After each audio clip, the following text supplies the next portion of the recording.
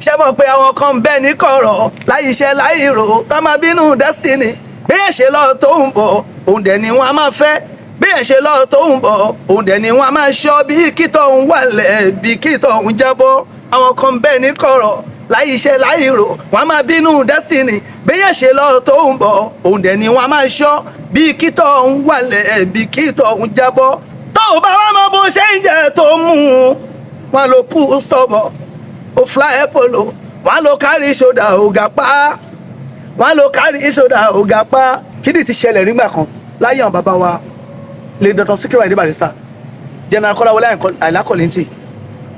láyé àwọn yẹn tí ìgbà tí wọ́n ti gbogbo ẹ̀ ń hó gan àwọn olórin kan wà lọ́dọ̀ Barry àwọn kan wà lọ́dọ̀ Kollington àwọn kan wà tó ń jà ń gbà ẹ̀ta gbúrò ọmọdé tó ń fi wọlé dé. Rabarabe òjò ń gbàdúrà lọ́la. tí erin méjì yìí bá ń jà ẹ̀lírí tó bá wà ń bẹ̀ kó wà very careful ṣe understand tí bàbá àtọmọ bá ń jà ará àta tó bá máa dá sí kó lu ọpọlọ láti fi dá sí. ó ṣe pẹ̀lẹ́pẹ̀lẹ́. má wàá torí pé controversy pé Paso àti Currency ń jà wá ò pé ìyẹn ló máa jẹ́ kí n jáde controversy ni wọ́n fi gòkè ní ẹ̀ tó bá fi controversy gòkè controversy náà ló máa jẹ́ kó káyé má mọ̀ ẹ́ mọ̀. Orin gidi wà tá a lè kọ náà mi wàá lè lọ opportunity pé Alhaji Pasuma bọ́ ẹ jẹ́ ọ̀gá mi tó tí mo súnmọ́ wọn bàbá tí mo súnmọ́ ni o mo lè parọ́ ọwọ́ mi ní lókè. sọ́sì mọ̀ yín. Paso mọ̀ mi dáadáa bàbá àgbàlagbà ọ̀rọ̀ Paso kọjá ẹni Paso kọjá olórin tí yẹn lè rí fín ṣe understand ṣàṣà ni àwa ta olórin ń sìn tí ò gba wájú Paso kọjá everybody bá dọ̀gá tó bá sọ pé tí Paso bá wò ó tọra ẹ̀ ní gbogbo alágbájú Paso kọjá oníkálukú kàn ń fi epo àti ata à ń fi sí kíni wa ni bọ̀ tó bá wọ́pù wà ń kọ̀rọ̀ tó bá ronú jinlẹ̀ wà ó pé àmúgbá wájú ẹni yìí ò lè jójú ẹni.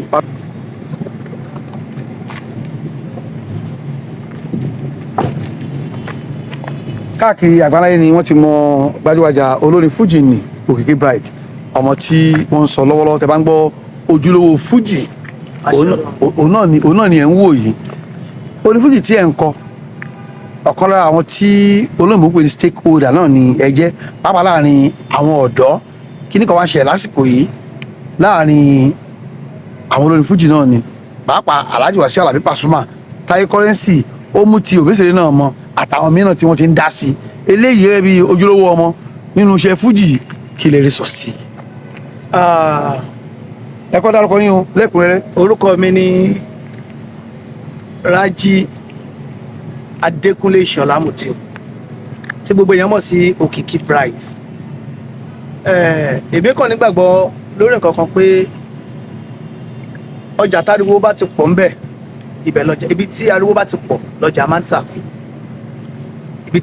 ibi tí gbàgbọ́ mi lọ nìyẹn because èmi ò believe pé nǹkan báyìí lè ṣẹlẹ̀ láàrin ọ̀gá wa ọ̀gá ńlá Ajíbọ́lá Pasuma ọ̀gá gbogbo wa ni bàbá wa ni abáwọn bẹ́ẹ̀ ni àwọn náà tún Fuji ṣe káwa tó dé káwa tó sọ pé ó wù wá torí táwọn bá tún Fuji ṣe gbà táwa dé yẹn àwọn kan máa wo ni pé àwọn eléyìí àwa náà ò ní yabẹ̀ àwọn là ń rí nínú wa fi ń dùn mi ò believe pé ó lè ṣẹlẹ̀ láàrin wọn pẹ̀lú Alhaji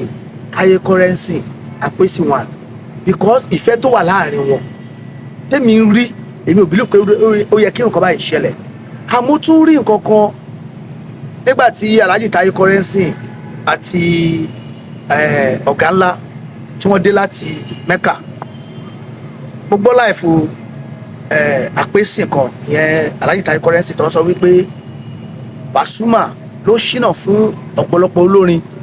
bí Pasuma ṣe dé lọ́pọ̀lọpọ̀ orin mi ń gòkè Pasuma mú àwọn olórin kò ń fà wọ́n lọ́wọ́ Paso lè máa rí fín lè ṣerú ẹ̀fẹ́ mi o kíní kan mo gbọ́ kíní yẹn mo gbọ́ fídíò yẹn dáadáa mo wò ó tí Alhaji Táyé Currency fi sọ pé ibi tọ́lọ̀ ń kẹ́ àwọn dé táwọn bá gbéraga sí Alhaji Pasuma àwọn tó bẹ̀ ṣùgbọ́n àwọn ò lè jojú Pasuma torí wípé Paso ń ló la ọ̀nà fún àwọn ọ̀gá àwọn ní Pasuma ọ̀gá kò wá tó bí ọ̀sẹ̀ bíi mélòó kan ní ọ̀rọ̀ ó ṣe Paso àti Currency ló tún wá ń já ràìnràìn mo wá rí pé a lot of people wọ́n tún wá ń sọ̀rọ̀ against ọ̀rọ̀ yẹn wá ó ya èmi lẹ́nu èmi ò a lot of people ti ń pè mí pé Òkìkí Bright ó yẹ kó wọn náà sọ sí nǹkan tó wà ń lẹ̀ because èmi rò pé ọ̀rọ̀ bàbá àtọmọ mo ò lè dá sí because àwọn méjèèjì ti jọ wà tipẹ́ 30 years ago kò ń ṣe kékeré ọmọ tó ń bí 30 years lọ́lẹ́ ọkọ ti bímọ náà. So tí nǹkan bá ṣe láàrin àwọn méjèèjì yẹn èmi kàn ń bẹ ọ̀pọ̀lọpọ̀ olólùfẹ́ Fuji ni pé kí wọ́n fọpọlọ ṣe because ọ̀rọ̀ àárín àwọn méjèèjì tó bá máa parí ìjà àwọn kò sẹ́nibọ̀dì bẹ́ẹ̀ àní ọ̀pọ̀lọpọ̀ àwọn olórin tó ń dá sí náà mi ò lè blame ọ̀pọ̀lọpọ̀ but kí wọ́n jẹ́ ká fọpọlọ ṣe àárín àwọn méjèèjì because alo yà mí lẹ́nu sẹ́ẹ̀ ìgbà tó dé láti Mẹ́kà mo wò dáadáa mo rí lórí social media tí Alhaji Taye Currency sọ wípé àwọn olórin kan Paso ló ń fún àwọn lọ́wọ́ ẹ̀ ń bẹ̀bẹ̀ káàkiri lọ bá Paso kiri Paso wá gbé dókè tán sí ẹ wá ń gẹ̀ sí Paso pé Paso náà lẹ lè bá ṣe o ẹ lè bá wa ṣe Ìbàdàn pé bọ́lọ̀ ṣe kí àwọn tó àwọn lè wú gẹ̀ sí Paso ṣùgbọ́n àwọn ò ní ṣe láéláé tó rọ́gá àwọn ni kojú ọ̀sẹ̀ kan lọ sọ́sẹ̀ méjì. bàbá nígbà tí èèyàn ti Mẹ́kà dé tó sọ rú ẹ pé ẹni yìí o ẹni ìṣáájú tí òun ò ní wúgẹ̀ sí láéláé ni tó bá padà wá wúgẹ̀ sí kí ló lè múlò ẹ̀wà kí ló lè fa sábàbí ìṣẹ̀lẹ̀. olóòtú ṣe rí àníyàn lé ó yí Ọlọ́run because adébíyẹn kò lílẹ̀ hako. wàlákànàmúrọ̀ ká sọ títọ́ ọ̀rọ̀ ṣe understand Alhaji Taye Currency mo rí wọn gẹ́gẹ́ bí olórin tó wà tí Ọlọ́run ti gbà fún ṣe understand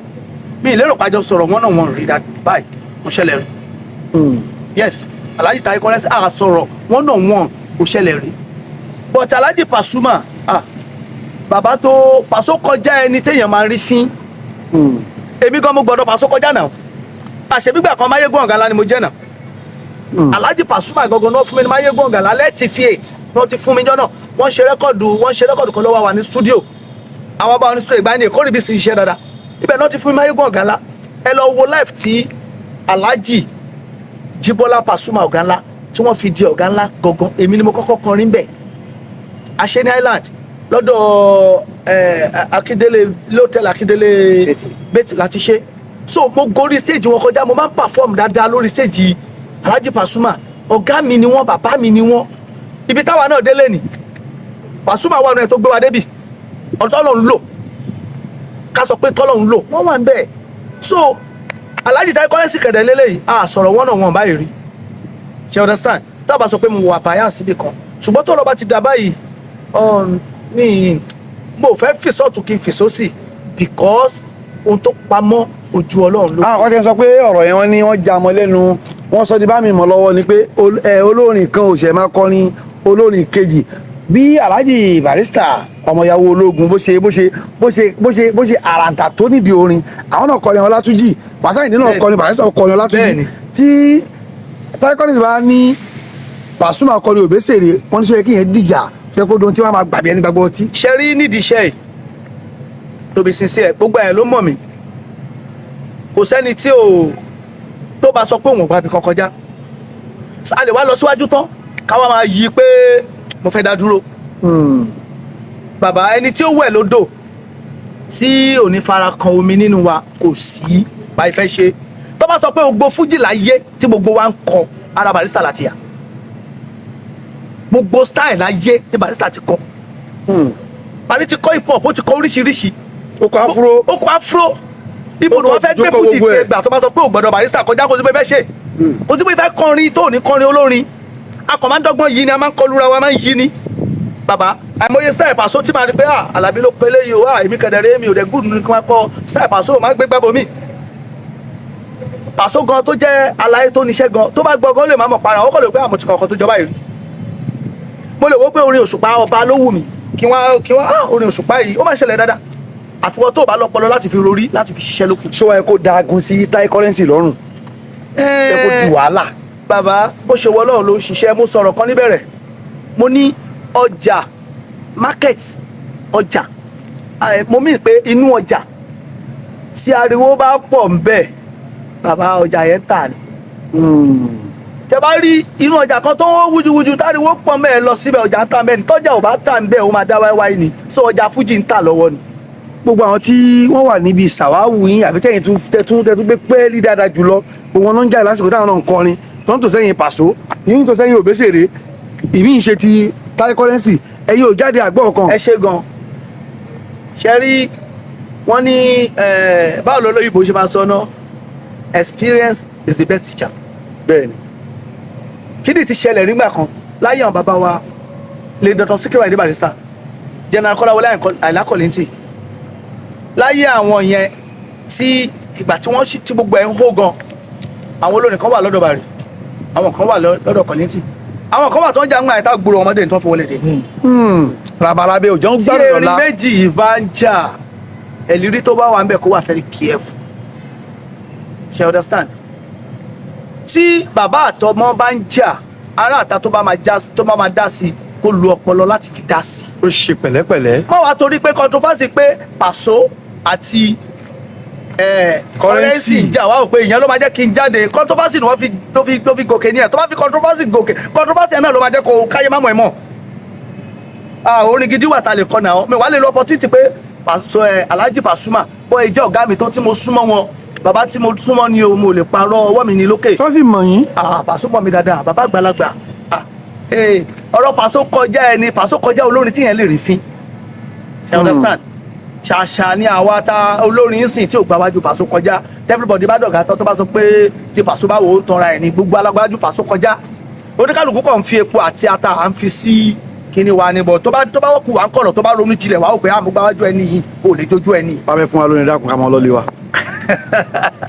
ṣé mọ̀ pé àwọn kan bẹ́ẹ̀ ní kọ̀rọ̀ láyé iṣẹ́ láyé ìrò ká máa bínú destiny bí ẹ̀ ṣe lọ tó ń bọ̀ òun dẹ̀ ni wọ́n á máa fẹ́ bí ẹ̀ ṣe lọ tó ń bọ̀ òun dẹ̀ ni wọ́n á máa ṣọ́ bí kítọ̀ ń wàlẹ̀ bí kítọ̀ ń jábọ́ àwọn kan bẹ́ẹ̀ ní kọ̀rọ̀ láyé iṣẹ́ láyé ìrò wọ́n á máa bínú destiny bí ẹ̀ ṣe lọ tó ń bọ̀ òun dẹ̀ ni wọ́n á máa ṣọ́ bí kítọ̀ ń wàlẹ̀ bí kítọ̀ ń jábọ́ bẹ́ẹ̀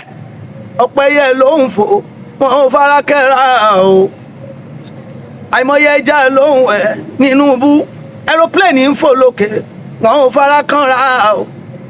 àìmọ̀kànmọ̀kàn àtọjú dúdú ló ń bà wọn láyé jẹ́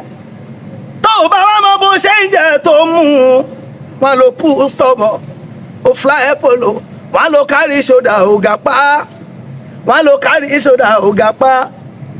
bàbá tó o bá ti ṣe fáyín bára délé wọn o wọn ló pull stubborn ó fly polo wọn lọ carry shoulder ògà pa wọn lọ carry shoulder ògà pa. Thank you.